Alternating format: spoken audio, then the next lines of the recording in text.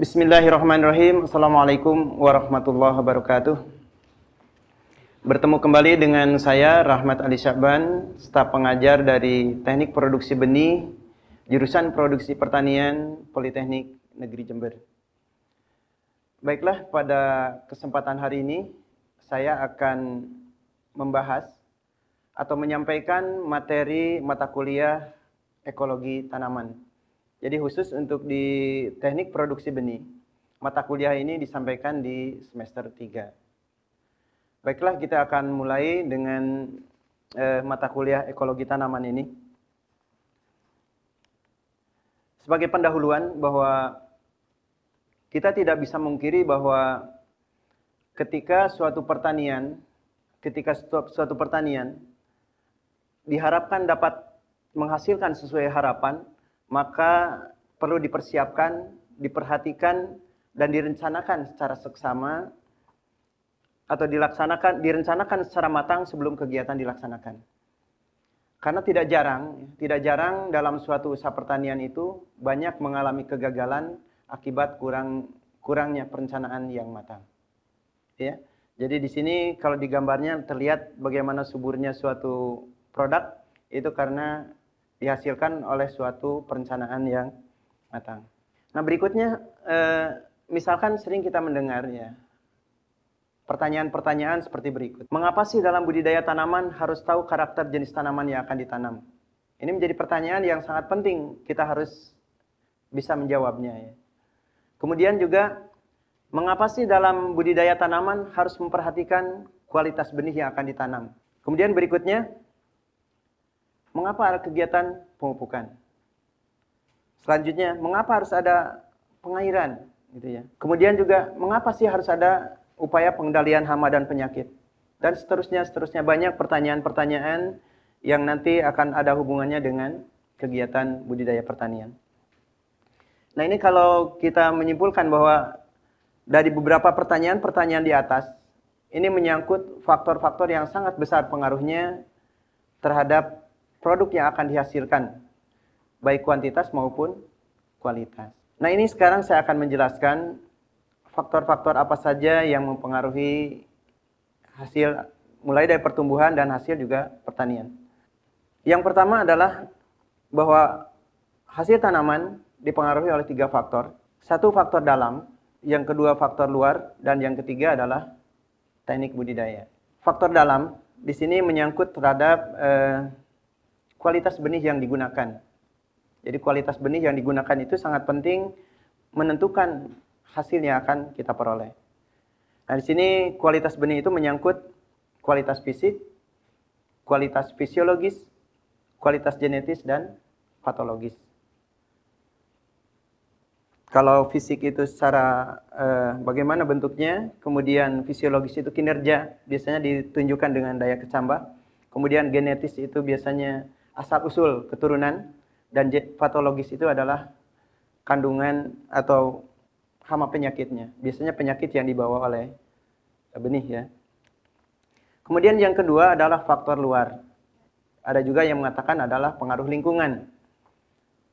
Apa faktor luar di sini adalah segala sesuatu yang ada di sekitarnya yang akan dapat berpengaruh terhadap pertumbuhan dan hasil tanaman. Di sini ada 2, baik yang biotik maupun abiotik. Ya. Jadi faktor lingkungan ini segala sesuatu yang ada di sekitar. Kalau misalkan di sini faktor lingkungan dengan tanaman, maka segala sesuatu yang ada di sekitar tanaman tersebut, baik yang biotik makhluk hidup maupun abiotik. Ini juga sangat berpengaruh terhadap hasil yang akan diharapkan. Kemudian yang ketiga adalah teknologi budidaya.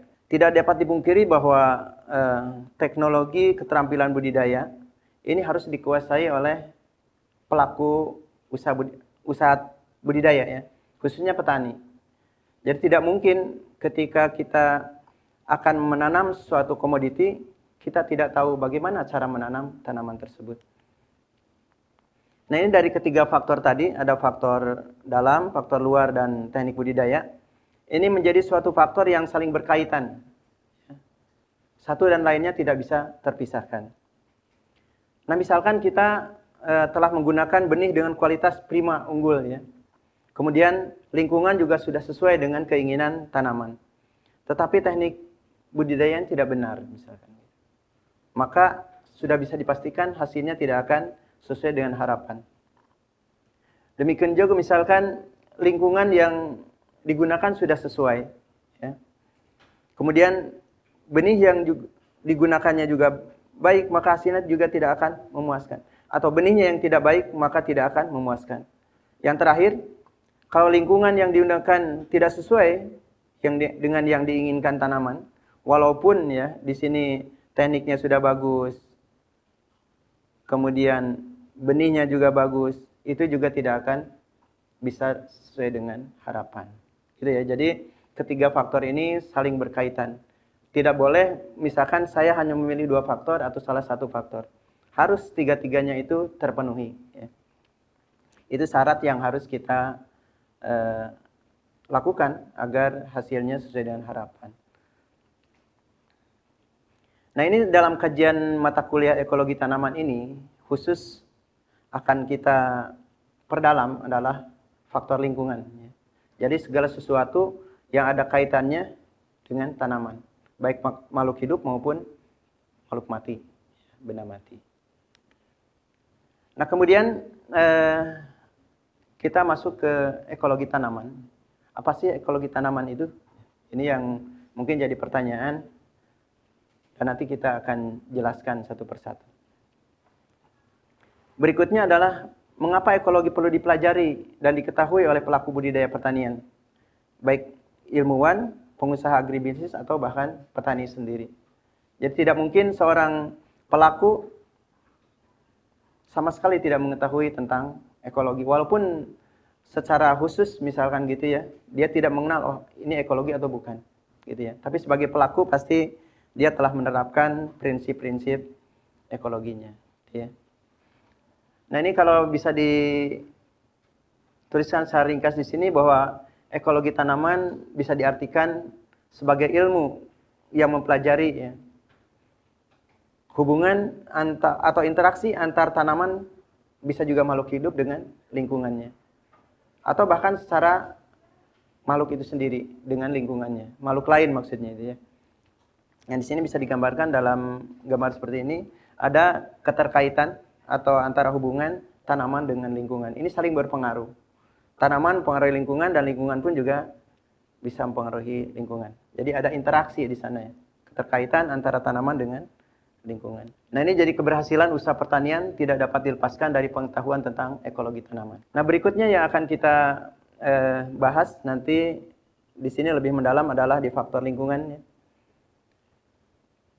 Kalau ada pertanyaan seperti ini, sebutkan faktor-faktor lingkungan yang dapat mempengaruhi pertumbuhan dan hasil produksi pertanian. Mungkin adik-adik semuanya sudah bisa memperkirakan apa saja sih, gitu ya.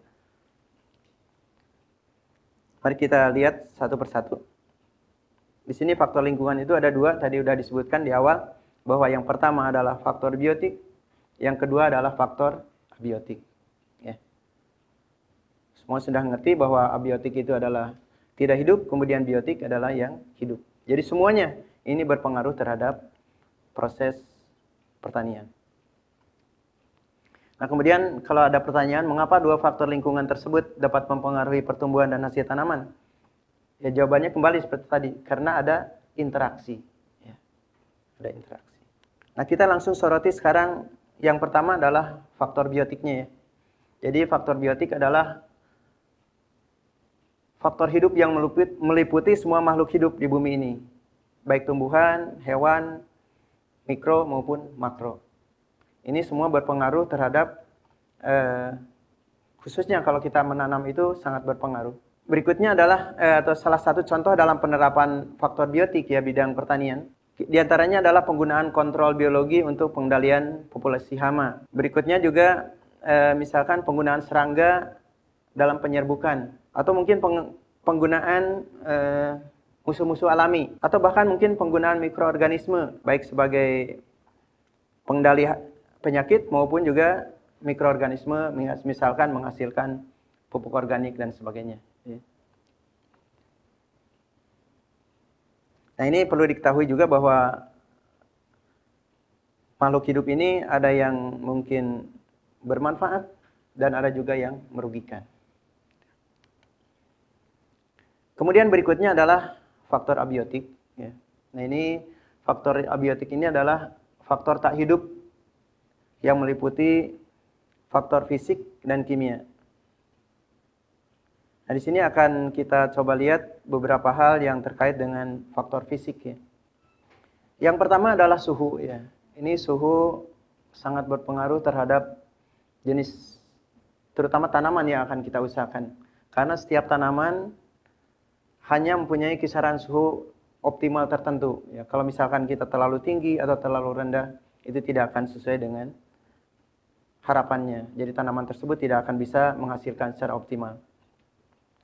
Kemudian yang kedua adalah sinar matahari. Sinar matahari ini juga unsur vital yang sangat penting ya, khususnya bagi tumbuhan.